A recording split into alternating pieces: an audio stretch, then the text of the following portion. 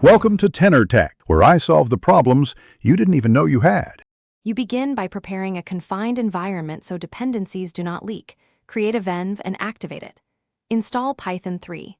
11 Plus and the framework you chose, for example Fast API for async speed or Flask for simplicity. Once done, scaffold routes, a basic app factory, and a requirements file. Make sure to initialize Git now and commit your working scaffold. This saves time and gives you a rollback point. You will iterate from this reproducible baseline. You now implement the core.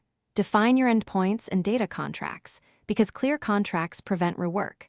Connect an ORM like SQL Alchemy and create migrations with Alembic so schema changes are versioned.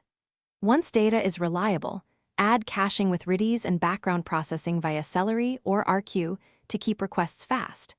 Make sure to add authentication using JWT or OAuth2 and centralize config. Then write tests that exercise main flows. Automated tests catch regressions before deployment.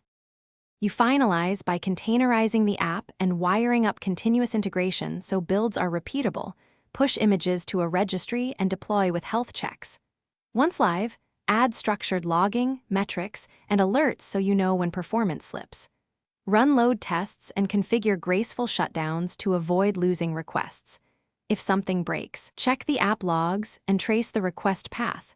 Correlate request ID across services to isolate the failing component quickly, then roll back if needed.